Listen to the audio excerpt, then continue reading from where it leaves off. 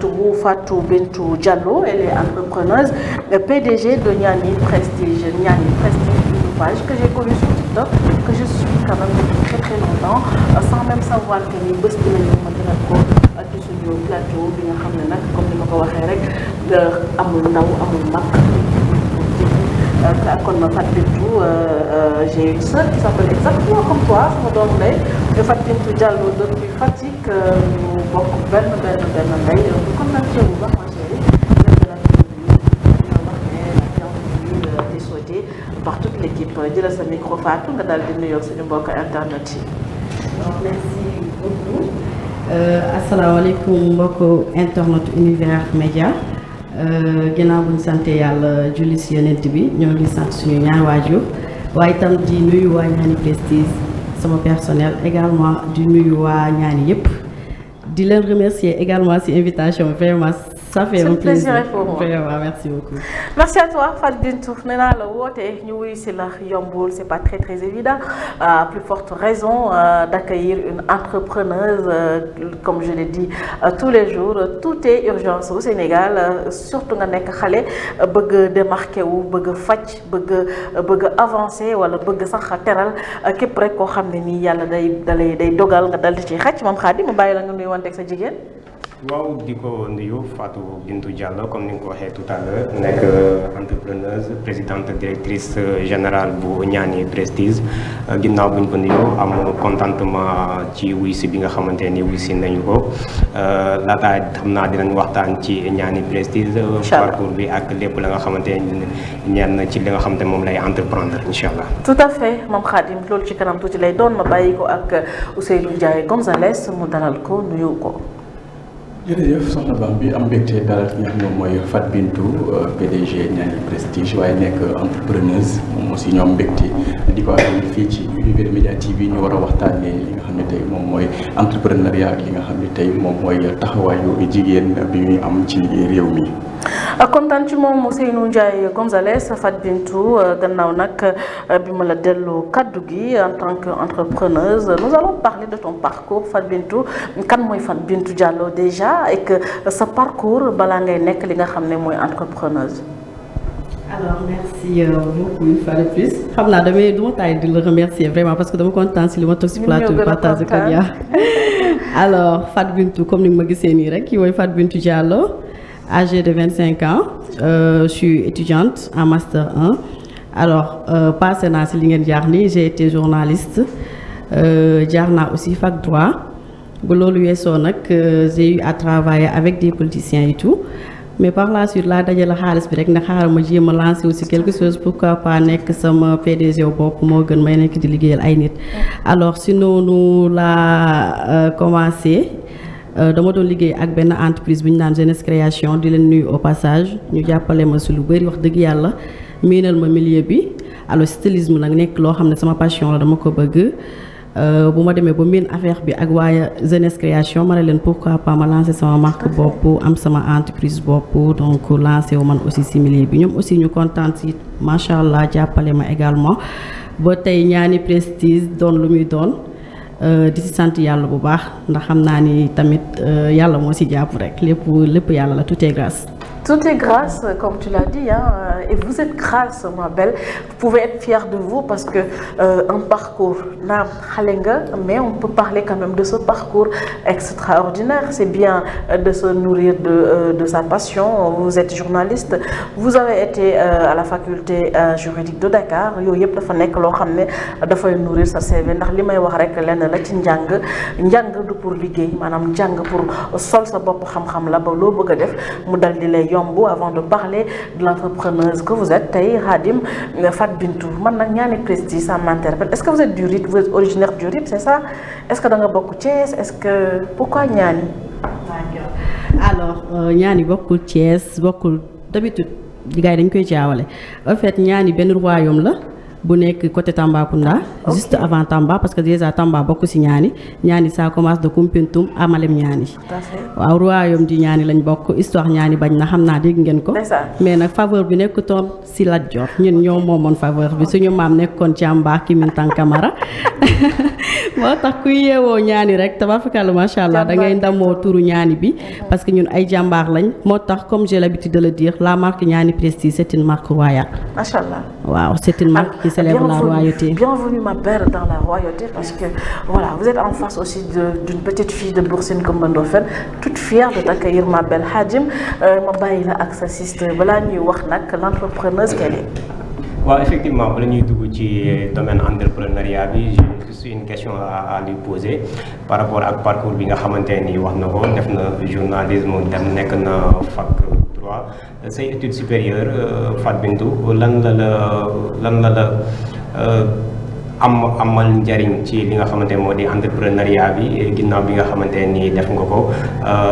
ban njëriñ nga gis ne bi nga duggee ci domaine entrepreneuriat bi apport bi nga jàng moo xam journalisme moo xam fac droit moo xam sa cursus scolaire yëpp amal na la ay points yu positifs ci entrepreneuriat bi. Effectivement Khadim Bamba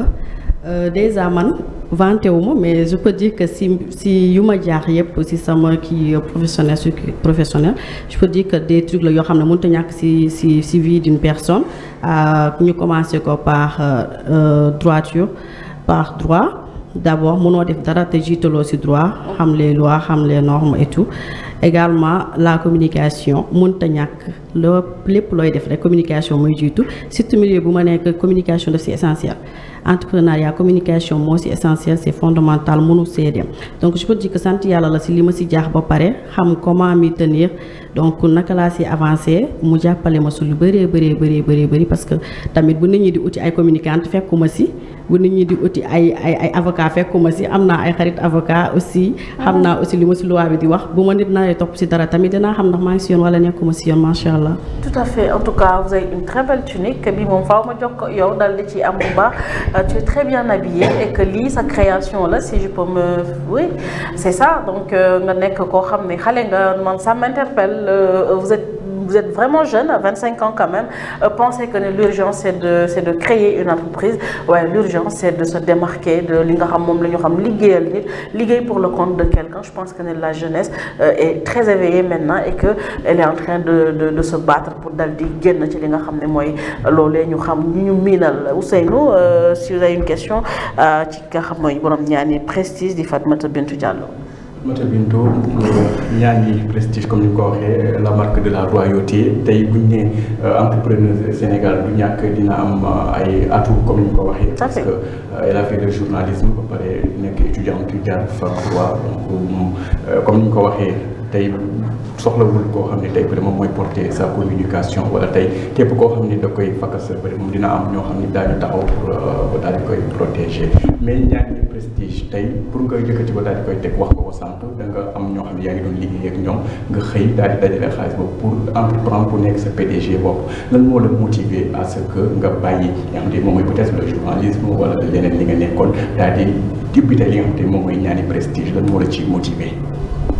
Effectivement, d'abord, il faudrait savoir que qui dit entrepreneur dit cette volonté d'être indépendante. Donc, je peux dire que j'ai cette volonté d'être indépendante financièrement et de nature, j'ai été comme ça. De base, def naa football, def naa arbitrage, loolu yëpp pour xool ban côté laay jël rek ba génn si.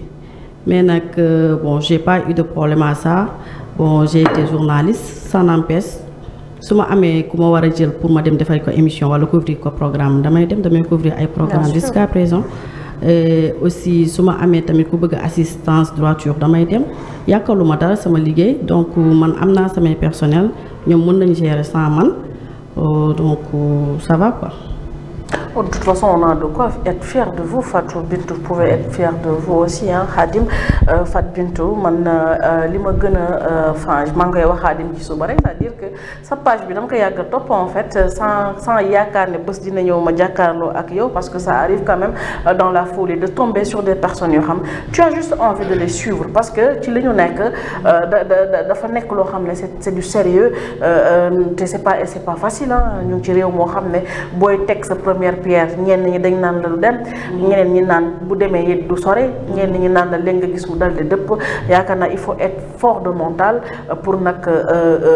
braver échelon yi nga xam ne dafay laaj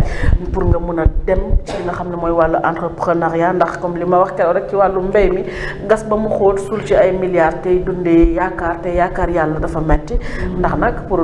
entreprendre Khadim il faut beaucoup de fonds. waaw bien sûr wax na ko sànq avant muy ubbi ñaani prestige am na ñu doon liggéeyal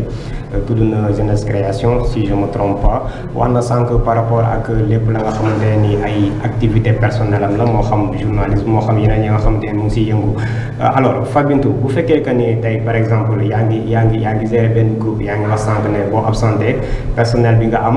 ñoom ñooy assurer li nga xamante ni moo di intérim bi nga nekk xale comme ni nga ko waxee sànq à 25 ans bëgg a gérer manager ay groupe ba nga xamante ni dina am ay góor dina am ay jigéen dina xam ña nga xamante ni daanaka ay morom ngeen di doon am ña nga xam ne sax mën nañ la si mag est-ce que c'est facile en tant que femme manager benn groupe. Khadim c'est pas du tout facile j'avoue parce que des fois mun nga nekk xale parce que man sama personnel ñoom ñëpp ñoo mag mun nga nekk ak ay mag di liggéey ak ñoom doo xam si da nga leen war a contrôler wala da nga leen war a forcer à ce que ñu def quelque chose dafay métti mais heureusement boo man personnel ji ma am wax dëgg yàlla dañ ma comprendre et que bu ma paree sax pour liggéey ñoom dañu sawaroon ci liggéey bi parce que loolu lañ ñoo wax mooy travail et j'ai eu à vraiment cibler des gens qui sont aptes pour le travail qui sont prêts pour travailler muy nga nekk jigéen muy aussi nga nekk góor. J'ai été formée en leadership. D'ailleurs, je suis coordinatrice des formations en leadership et développement personnel à l'UJAD. Du nuyuwaale suñu coordinateur Abdou Sarr de passage. Donc, je pense que ak formation yooyu yu nga xam ne bénéficié wu naa si ça me permet en quelque sorte ma mën a génn si situation yi ma nekk en tant que femme. d'accord jeunesse création sa passage bi nga xamante ni avant boobu noonu nekkoo fa woon njiit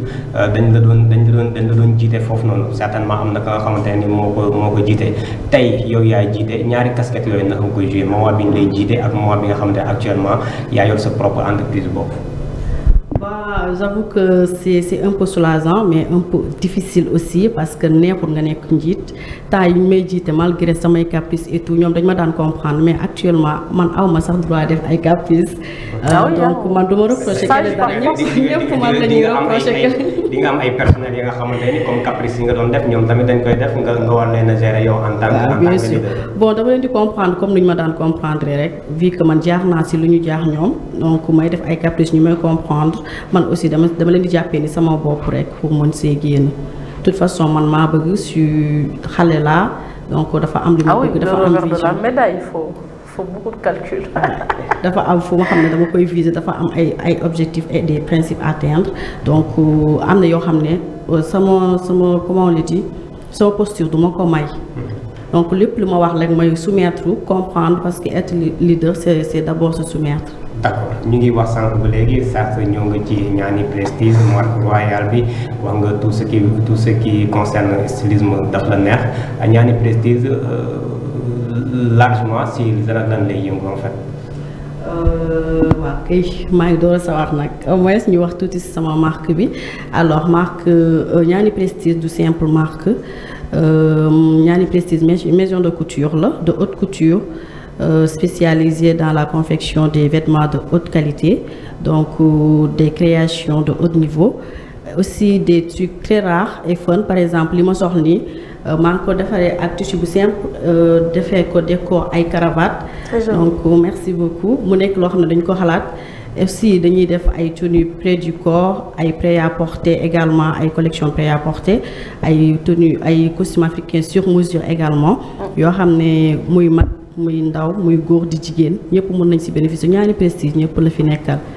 voilà et on essaye d'avoir les accessoires possibles pour pouvoir satisfaire tout le monde.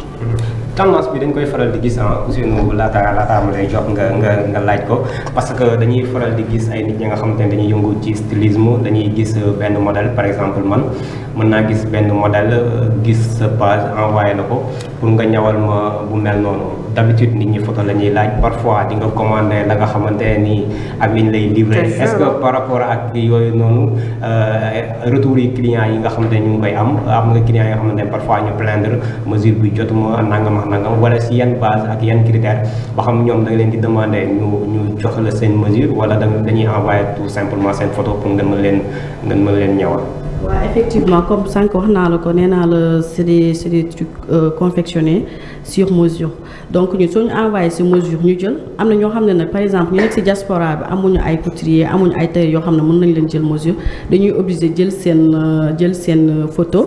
donc basé wu si loolu pour ñawal leen et aussi ñaw moom daa mel ni togg rek moog yàq ñooy ànd tey di nga defar mu baax ki nga yàgg di ñawal bés dina ñëw nga mës a yàq yéreem loolu moom du si ñun yàlla la donc dañuy ñaan yàlla rek mu musal ni lu ñu yàqule du bëri lu ñu yàqal ni tamit du bëri. mais am na clients yi nga xamante ni amuñu mentalité boobu amuñu li nga xamante moo di compréhension boobu noonu parfois nga ñawal leen du baax ñu wax la si lu nekk ça vous est arrivé parfois. waaw bien sûr am na client boo xam ne moom dafa may harcelé Papa Ibra maa ngi koy nuyu de passage borom marché yëpp sa jëkkër mu nekk nit ku baax mu bokk si premier client Ñaani Prestige yi waaye pa bu ko gën a tàng amul pa boobu soo yàqee yére bi day xat kese xamoo leen dara mënoo leen tous doole ma ñëwalaat te aussi day ñëwaat andiwaat yéreem andiwaat ay kiyam xam ne carrément ñu ngi ñëw qualité la baax na peut-être mesure bu moo demee côté autre loolu mënut a ñàkk. mais parfois nga jëlal nit ay mensuration avant ñëw bi di pare la personne change de physique et tout. loolu aussi c'est pas volontaire hein. Parfois c'est volontaire. kii di stylisme dafay wax l'art de créer parce que boo xoolee li nga sol nii macha allah c'est très joli donc am na benn esprit créatif boo xam ni mooy waaye tey ñu gis ni les nouvelles autorités bi ñu ñëwee dañoo gën a valoriser li nga xam ne tey moom mooy ñun suñu consommé local yére yi ñuy sol boo ko xoolee muy le président wala le premier ministre est-ce que tey sentir ngeen seen bopp ci li nga xam ne tey moom mooy côté domaine boobu noonu est-ce que ñu ngi leen di valoriser pour seen consommé local bi nga xam ne dañ koy vendre fii waaye est-ce que dañ ko ñàkk parfois mu am ay jafe-jafe ci métier bi lan nga si gën a jàppanteel par rapport à la clientèle par rapport ak aussi est-ce que yow tamit yow yaay dessiner les modèles wala da nga am ñoo xam ne tey ñoom la ciy jàppale. bon ñun vraiment du côté où gouvernement bu bees bi même si bu fekkee ni ñëwuñu xam nga tey gouvernement bu bees mënu ñëw rek ne Fatou Bintou moom mooy defaral samay tenue parce que peut-être je dirais pas que nous ne sommes pas à la hauteur mais peut-être xamuwuñu noonu te ñoom ñëpp ku nekk am nga say styliste mais le simple fait ñuy sol ay costume africain ku nekk di si gis boppam mbaa tey Bamba bu ko gis mbaa Xaadim bu ko gis ñëw ne Fatou Bintou ñawal ma modèle Diomaye mbaa ñawal ma modèle Sonko loolu rek sag la si ñun et ça nous permet ñu gën a relancer wu et ça nous permet aussi ñu gën a am ay kii modèle créatif ba ñoom tamit xëy na un jour dinañu mës a dégg côté problème nag clientèle bi waaw des fois ñu am si ay problème mënta ñàkk comme ni ma ko waxee rek dund doomu aadama ak problème ñoo ànd mais tout le temps rek on essaie de s'en sortir. Je sais pas concurrence bi nan ngeen koy dundee par rapport ak ñi nga xam ne tey ñoom ñooy comme ni nga ko waxee sànq ñi nga xam ne tey ñoom ñooy yëngu ci stylisme et que dañuy def li nga xam ne tey moom mooy haute couture. waaw concurrence moom c'est vraiment grave côté boobu moom des fois da ngay gis client boo xam ne sax dafay bëgg jël mesure mu dem ci sa concurrent mu jëlal ko mesure yu baaxul xam nga su naree jël épaule 45 mu defal ko 43 ou 42 te xam nga épaule soo ko yàqee ci yëre góor yàq nga lépp. Donc côté boobu tamit dañ see war a bàyyi xel te xam ne ñun ay confrères lañ ay consoeurs lañ fii ni ku fi nekku sa mag sa rakk la et aussi milieu bi ñun ñoo ko bokk te ñun ñoo fi mën a xajalante gi nga journaliste fu ñu fekkente ci milieu dañuy doon benn kii su ñàkkee image sa danay kële may ma sa image donc pourquoi pas ñun ñu nekk ci milieu bi ñu jéem a def noonu man déjà j'ai pas de problème avec les autres stylistes parce que man je m'inspire des autres des fois par exemple ay des styles des fois ay Alux je m'inspire de ces gens xool seeni modèles yu ñu kii ma publier waat ko s'il y a des gens qui sont intéressés ma jaayaat leen les mêmes modèles c'est pas loolu ça doit pas poser un problème en fait. d'accord sa parcours wax nga sànq mu jeex mais dégguma fenn foo waxee ne def nga couture defoo ñëw bien sûr par rapport ak li nga xamante ne jot nga koy expliquer tey ngay liggéey ak ñi nga xamante ne ñoom loolu la ñu jàng loolu la ñu xam est-ce que il vous arrive parfois nga jëm leen a jubbanti ne leen lii nii laa ko gisee wala lii nii laa ko gisee ñoom ay frustration comme quoi que ni di la tontu que ni ñoom seen liggéey la du sa liggéey. Ah non ñoom mosuñu am problème si loolu parce que tamit xel du doy et que des fois l'expérience vaut la connaissance ça veut pas dire que ni jànguma la couture que ni xawma couture wudul dara sax maa ngi sol yére et que mën naa ñëw nu mu tudd proposer benn truc léegi soo defee le truc te ni nga ko defee baaxul man am naa droit ma ne la Bamba lii ni nga ko defee baaxul lii nii la war a mel wala lii nii la war a mel et c'est normal aussi des fois nit ki frustré wu ne la carrément yow jàngoo man maa jàng lii nii lay mel ngeen xëccoo ay kàddu mais bon ça finit toujours très bien parce que man samay clients samay personnel su ma demee ba xam ne ñii dañoo frustré wala dañoo mer sama andi black reetaan jàll xam ne carrément su ma toogee naa yeddi sama bopp ne ni ma waxee ak moom baaxul wala li ma ko wax peut-être waruma ko koo wax. Tout à fait, Fat Bintou, et même à travers votre tenue d'aujourd'hui, on peut sentir cette créativité qui peut venir de Colesso Ardo qu'on a tous connu, qui fait non seulement tenue, c'est des tenues très pudiques, mais très très raffinées. Vous nourrissez de cet art vous êtes très intelligent, machallah. Yéen ñi nga xam ne la nekk ci jamono ji ci secteur couture parce que nag avoir une tenue boo xam ne cérémonie nu mu mënti doon ak fu mu mënti toll ak ci aspect bu mu la mënti fekk boo ko solee mën nga dem je pense que loolu dafay bokk sax ci li nga xam ne moo leen di dimbali ba ngeen jaay seen bopp fu sore loolu daf ci am solo parce que nag mën nañ de bu njëkk dañ daan wax tenue bi de lii rek la mën a def tenue bi lii rek la mën a def mais maintenant on peut par exemple la tenue que vous portez lii tey soo demee si benn cérémonie très sobre mën nga ko sol boo demee aussi une cérémonie très classe comme des dîners de gala et tout ça mën nga ko sol donc je pense que ni yéen vous valsez entre ces deux choses et ça c'est quelque chose de très très intéressant maintenant. Comme Khadim ak Gonzalez, oui, ça peut inquiéter la personne parce que moi, je me rappelle d'une expérience vécue d'un ben tailleur bo xamné machallah elle fait de très très belles tenues avec autorité hein. Elle m'a proposé un tissu, mané ko tissu bi man ça m'inquiète dans le sens où je pense que c'est un tissu qui peut s'effilocher. Elle me dit non, d'où effiloché parce que c'est pas la première fois que je travaille avec cette matière, mais j'ai eu raison sur elle parce que def nako pose ci ay sor pagne tissé mo effiloché donc j'ai eu raison pas parce que dama xam couture wala dam mais quand tu bo solé yéré solat ko di nga mëna xam ndax la matière là ça va tenir boko patché ak li et tout ça je pense que c'est un jeu que vous commencez à maîtriser et que lolu da len di muccal ci yenn gémmé ñi ndax am na ñoo xamné paf rek lañuy xaar weñ bi def na ni weñ bi bu la nga defal weñ bu weex arrêtez les détails yéen avec les jeunes entrepreneurs ngeen dimbali leen jàppale leen ci liggéey bi ndax nag moo gën taxawaalu wala nekk ci TikTok di wax lu sa yoon nekku rek maintenant Babacar avec ta complicité c'est pas pour que tu changes voilà t'es déjà toute belle et tout mais je veux mettre cette image et que nga wax ma qu'est-ce qu'il a représenté pour toi dans ta vie et pourquoi ça reste une personne importante pour toi et lii dama ko pour te donner une preuve que je suis ta page depuis très longtemps. On va pas changer, on va pas pleurer et tout mais je veux juste nga wax ma kii kan la ci yow en fait. Allez-y. Non, c'est ça. Si. Bon, elle y arrive pas, mais tu peux dire un mot. Hein. Moi, je sais que c'est une personne importante pour toi. Bon, donc on enlève la photo parce que même moi je pleure. Et puis voilà, donc c'est des choses parce que il y a des choses qui nous marquent toute notre vie et que quelque chose c'est bien d'en parler parfois. Tu sais pourquoi? Pas pour montrer que tu es courageuse face à cette tragédie parce que je l'appelle comme ça, mais parce que tu as su surmonter. Parce que nit dina la baye lo xamné da ngay gëna dëgër. C'est-à-dire adina am na ñoo xam boo leen ñàkkee maanaam dañ lay yokk ndëgër laay parce que boo doon gëstu gis leen peut-être mënoon nga dina saxal yenn yi mais bu ñu fi nekkutee nga xam position bi ñu amoon par rapport à ta vie daf lay yokk doole daf lay yokk ndëgër laay.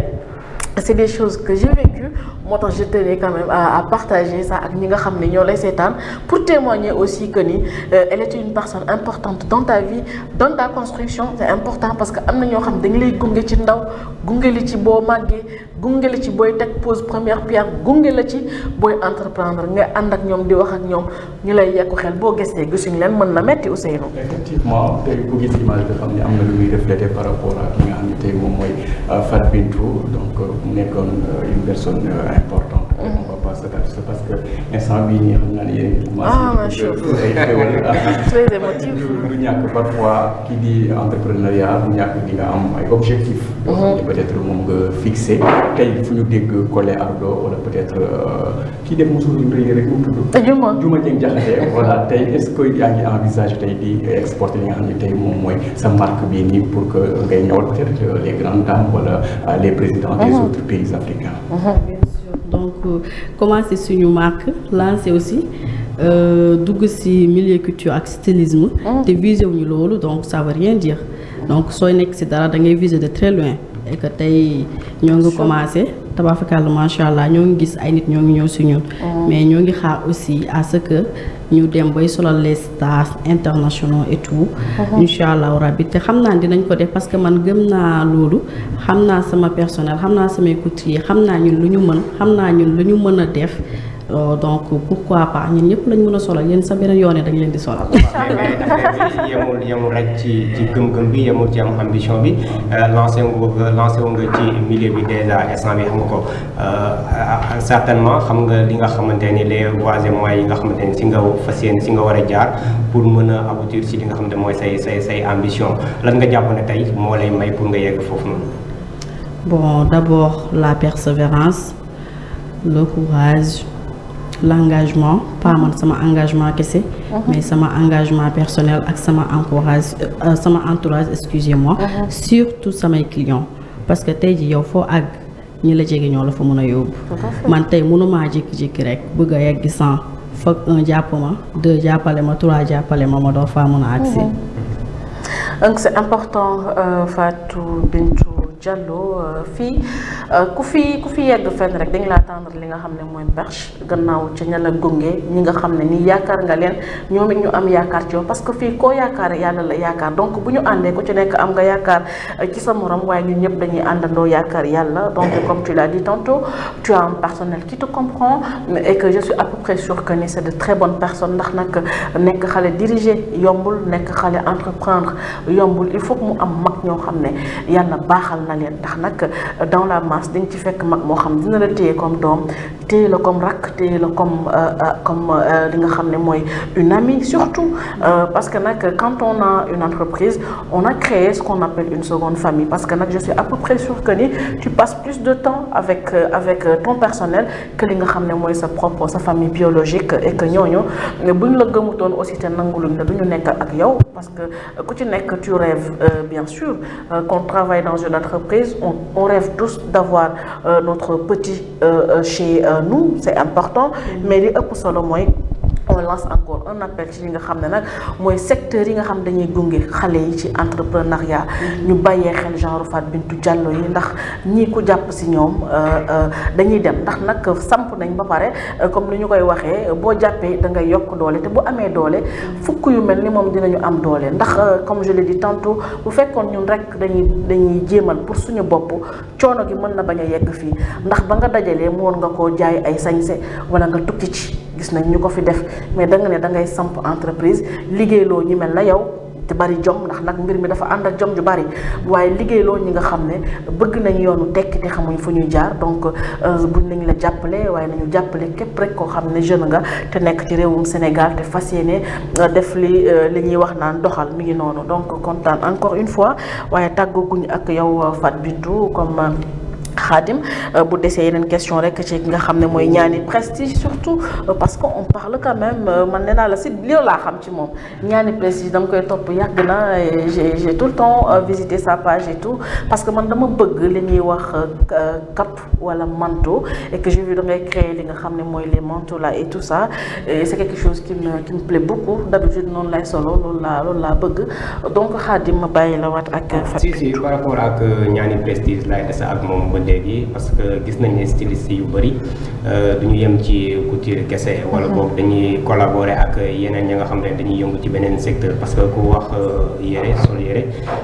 sañse bi bala muy génn yéen jigéen ñi yéen koy gën a xam parfois sac bi dàll bi loolu yëpp da ciy joué accessoire yi est-ce que ñaani prestige envisagé na boole loolu ci li nga xam ne moom lay def wala dafa envisagé collaborer ak yeneen yi nga xam ne ay entreprise lañ yu yëngu ci secteur boobu noonu comme ça par exemple bu ñu ñawalee nit ki yéen ko proposer beneen entreprise buy jaay accessoire yu mën a àndal wala yéen da ngeen a envisager di jaay ay accessoire ci biir Niani Prestige. waaw Bamba actuellement nii amaguñu genre accessoire yooyu ñun ci suñu propre propriété mais am nañ ay collaborateurs mais nag kii di style di tous ces accessoires ça parfum dàll ay trucs yooyu noonu donc ça va venir avec le temps donc commencé naa si maison de couture on a eu acheté beaucoup de machines donc xalaatuñ ko woon ay année passée wala ay mois passé xalaatuñ ko woon dem nañ ba jéem a def loolu amuñu woon local dem nañ ba am local donc ñu amuñu woon boutique am nañ boutique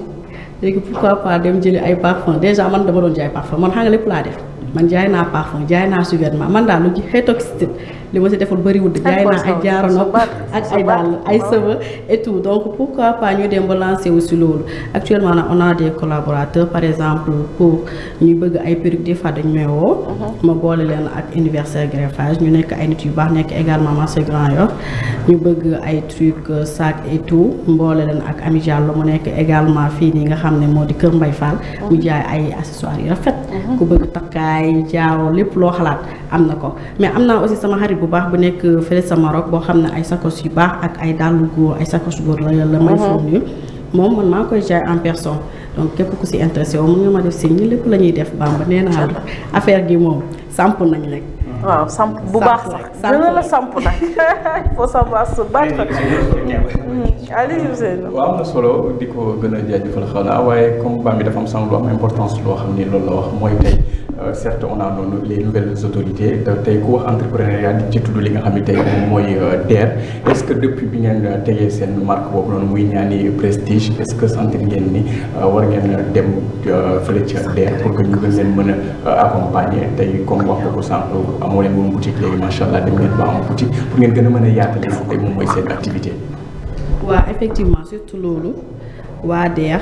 surtout DER Koumpentoum ma leen di remercier bu baax commencé ko ci seen coordonnatrice madame Amina muy madame Gaye nekk fële sa Koumpentoum ñu nekk ay nit yu baax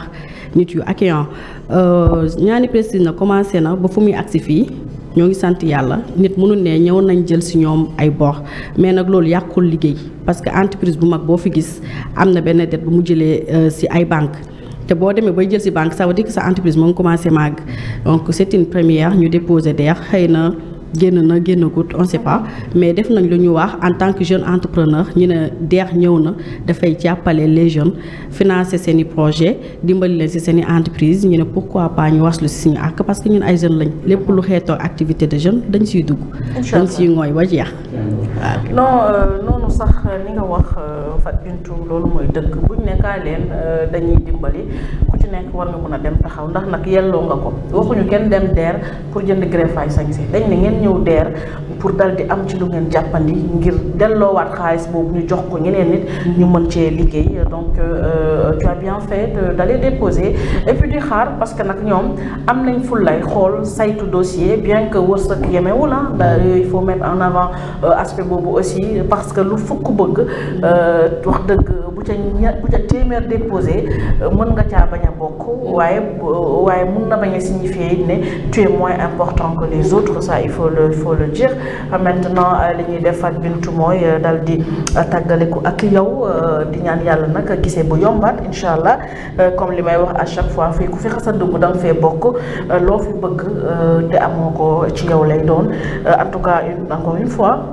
J'ai été très très séduite, très contente de t'avoir accueilli ci li nga xam mooy suñu matinale njëlbeen et que je suis à peu près sûre que daa nga bëgg di ñëw ci yeneen plateau lay doon sax incha allah ñu waxtaanee wàllu beauté waxtaanee wàllu création waxtaanee it lu am solo ndax nag damay faral di wax ne yére dafa bokk ci loo xam ne lu am solo la ndax soo xëyee di ñëw télé ku ci mel ni ñun ñi nga xam ne saa yi ñu koy jàkkaarloo ñun damay wax ne doomu aadama yi mën na jàkkaarloo yow dégluwul li ngay wax li ngay sol moo ko intéressé kii nii la ñëwee tey nii la ñëwee démb nii la war a ñëwee suba donc c'est des choses très très attendues par le public ñu bàyyi ci xel donc Fat Bintou kontaan naa ci yow encore une fois ma bàyyi la face à la caméra nga dal di tàggatu ak ñi nga xam ne nag ñoom nga tàgg woon bi ngay ñëw waaye di encore di kontaanee képp rek koo xam ne ni mu ngi foofee ci biir Niani Prestige. alors merci beaucoup waa Univers Média ban mooy sama caméra bii la wala bii d'accord kon baa ma jàkkaarloo caméra bi maa ngi leen di remercier une fois de plus ci invitation bi di leen ñaanal jàmm ju bari waaye itam di ko sàkku ci yéen di remercier également waa Ñaani Prestige surtout sama chef tailleur Cheikh Diaw mu nekk nit ku baax macha allah nit ku ma taxaw nit ku ma jàppale nit ku xaaru ci man dara nit ku doylu ma lay ñaanal gudd fan bu ànd ak wér yàlla bàyyi ñu fii yàlla yàggal ànd bi également di remercier képp ko nga xam ne yaa ngi yeewoo Grand Yoff Apex waaye tamit di yeewoo Koumpentoum foofu nga xam ne moo di capitalu Ñaani di sant sama maman Awa Ndiaye di ko ñaanal di la wax aussi ngeen ñaanal ko yàlla may ko wér macha allah di leen remercier rek di leen wax ne fii lay tàggatoo ak yéen léegi nag boo leen bëggee ci yére yu baax yi bëgg ay conseils pour da ngeen am programme nu mu mënti doon comme xale yi seen fosco yi seen dîner de gala lépp loo leen xalaat rek Ñaani Prestige moo ngi fii même bu leen jaayut sax on est là pour vous conseiller pour vous épauler di woo jeunesse bi aussi à entreprendre parce que fii nii nekk ak nit neex na trop waaye moomal sa bopp dara dàq ko donc ñu focus ci suñu bopp di far suñu avenir bu ñu xaar kenn ci dara surtout les filles bu ñu xaar dara ci kenn ñu focus ci suñu vie dimbali suñu bopp dimbali suñuy waajur bu ñu xaar daray góor surtout góor du projet. Alors je vous remercie et vous donne rendez-vous à très vite. Donnez votre numéro en fait Bintou. Allez-y donnez votre numéro ku la bëgg a jot. Voilà ku ma bëgg a. C'est gratuit. Je te l'offre mais gracieusement en plus non du gratuit Ñaani Prestige daf leen di solal. loolu dara la sax voilà ku ñu bëgg a woo mun nga ñu woo sur le 78 238 12 82 78 238 12 82 ñoo ngi Apex Kër Massar également ñoo ngi Grand Yoff foo si ñëw rek dañu gis incha allahu rabbi merci. Merci beaucoup.